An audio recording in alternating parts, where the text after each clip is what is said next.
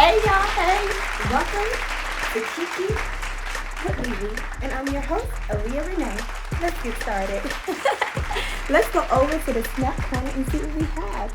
Here we have some grapes that I squeezed some freshly lemon juice on and a bottle of water. Every time on Kiki with LELE, we gonna do a little snack thing, okay? So yes, welcome. Yes, I snatched my own wig, y'all. I love snatching a good wig, honey. Put on the bonnet. And we're here to talk about Miss Savannah Blues, okay? I really want to bring y'all behind everything it took to make Savannah Blues. So if you have not already, Tuesday, I did release a behind the scenes footage for you guys so you guys can know what exactly went on as far as the lighting and stuff. I know the video was very short, but just know with the ones to come, I'm going to take you even deeper behind what I used and everything like that to create Savannah Blues. But here on Kiki with LELE, it's just a little chit chat. We're going to just get to know each other a little better. We're going to really do a whole big Kiki over here, and we're just going to have some fun and have some girl talk or guy talk or non-binary talk, okay? Whatever you are, everyone is welcome. This channel is about love. We do not discriminate. Everybody, welcome. Okay. So let's talk about Savannah Blues, y'all. Basically, what inspired Savannah Blues to even happen is just the fact that I feel sometimes as an artist, a lot of times people don't really know what goes on they just see the finished product. They don't see all the nights that you have to be up. They don't see any of that stress or anything that goes on in your mind and your psyche to create a project. You know, everybody just wants the finished product, but don't really care to know what it took to do that. And for Savannah, she just really wanted someone to hear her, someone to hear her story, and she also wanted to feel loved as a person. I think everybody can identify with that. Nobody just wants to feel sucked out and used and dried up, like no one really cares about them. And that's pretty much how Savannah felt. She felt like no one really cared about her. No one really asked like, yo, how are you personally doing? Not just you as the artist, but you as the person. And I feel like a lot of artists out there can really identify with that. Like, those nights sometimes can be really cold and lonely because sometimes people really just want the finished product. They just want the artist side of you, not the real human side of you. So that's kind of like what Savannah was going through. That's exactly what she was going through. These grapes are good. But I want to give a quick shout out to my girl Deja. Follow her at Urban Crow Fab. I'll put it in the video so y'all can see it. She's the one who actually requested this video. I was kind of thinking about doing it anyway, but when she requested to know what happened as to why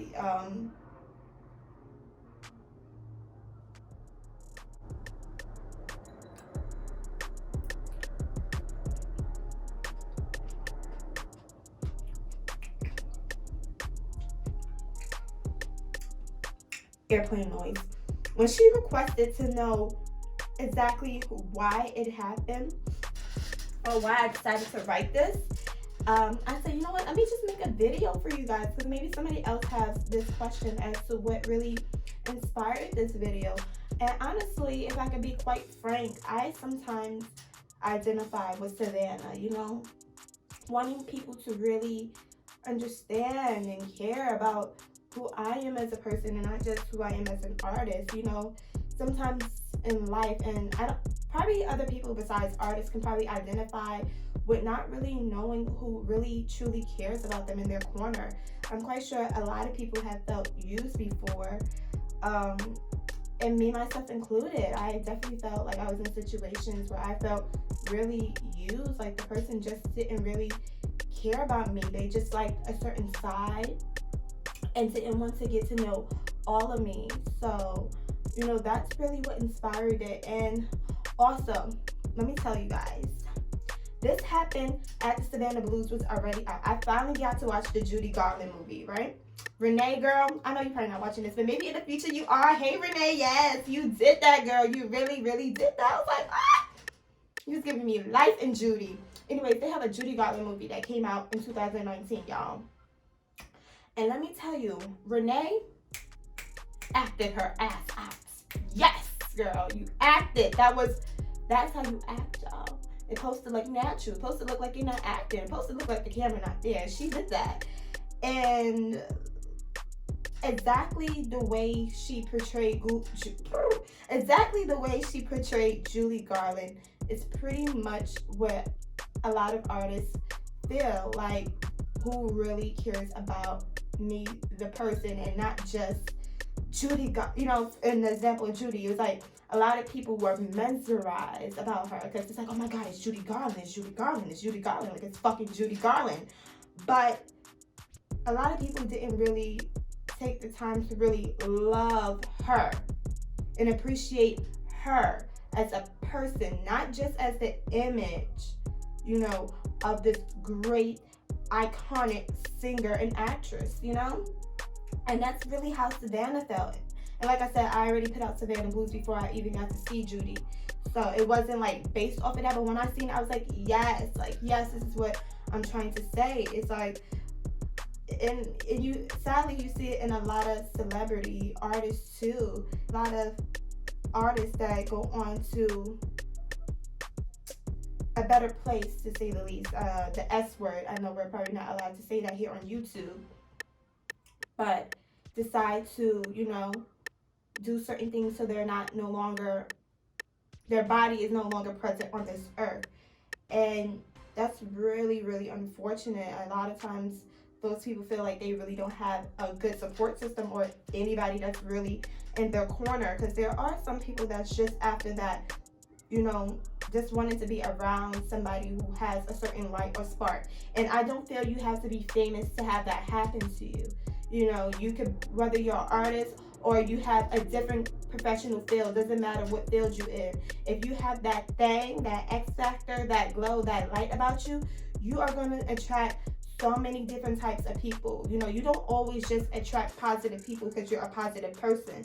Yes, you are going to attract positive people, but you're also going to probably attract negative people. That means you know good because they see your light. And there's some people out there, like they say, misery loves company.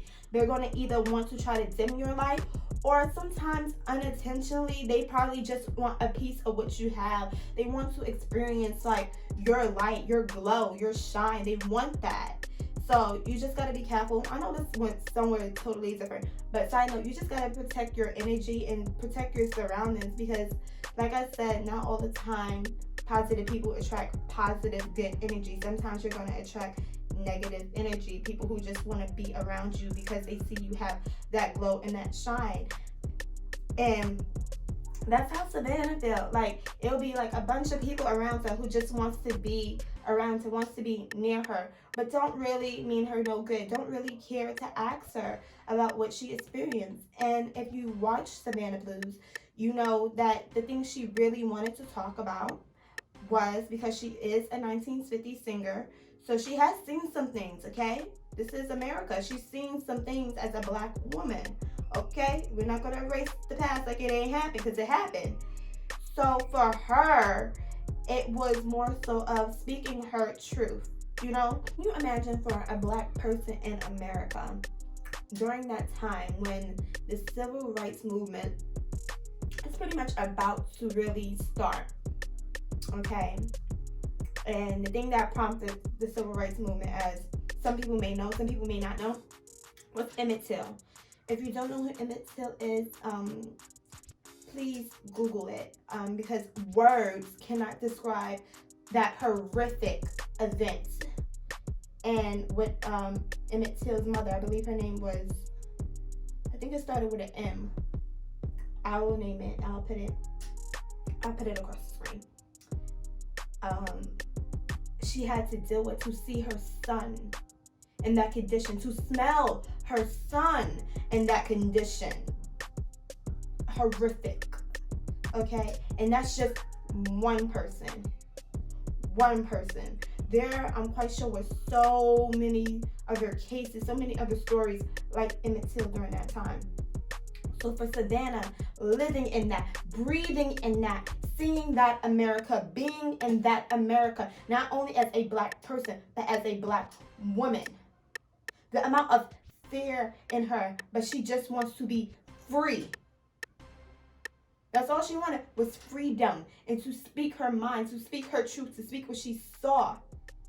Because everybody wanted to control her image. Everybody wanted to control her story. Everybody wanted to write her music and tell her, sing this for this crowd. Sing that for that crowd. But never sing my truth. Never sing what, well, not mine, but her truth. Never sing what she wanted. Never sing what she felt in every fiber in her being. And she wanted to sing it from the top of her lungs. About the things she saw, about lynching in the South, about black men being killed, about her being harassed, about so many things. That's all she wanted to do was tell her truth without being censored, without somebody else telling her, hey, you cannot say this. Hey, you cannot speak your truth. Hey, your truth don't matter. That's how she felt. She felt insignificant, like she did not matter. And she wanted to speak her truth. And that's all she ever wanted was to speak her truth. Because when you tell somebody you can't speak your truth, when you tell somebody your truth is insignificant, and to sing this song, to sing it that way, you're saying you only want to see a certain side of them and that everything else is garbage. And I don't feel no human being should ever feel like garbage. But she felt like she was being thrown away, and all they wanted was a smile, was a sex symbol, was for her to shut up and sing, look pretty, and do whatever they wanted. And she didn't want that. She wanted to be free. So that is what Savannah Blues is about. I know it got deep during Kiki with LELE, but that's what we do here. We get deep, okay? We eat grapes sometimes. This grape is good. And we Kiki.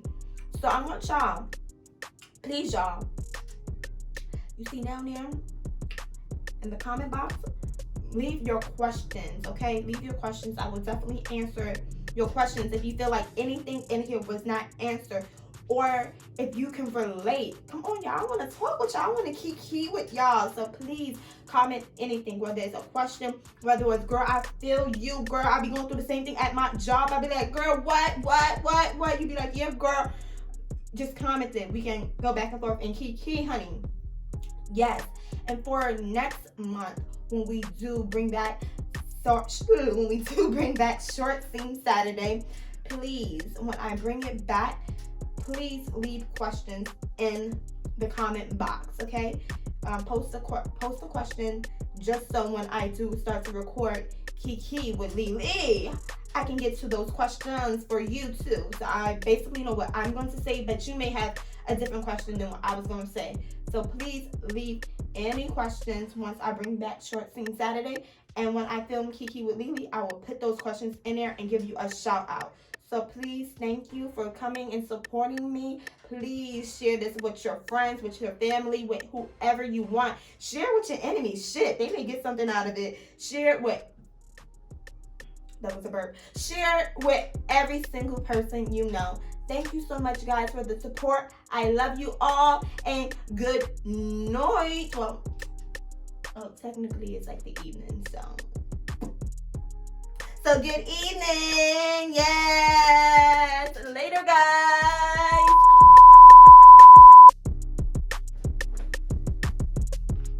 That's great. That's great. I could fuck me up a grape. I could fuck me up a grape. The grape. I could fuck me up a grape. I could fuck me up a grape. I could fuck me up a grape.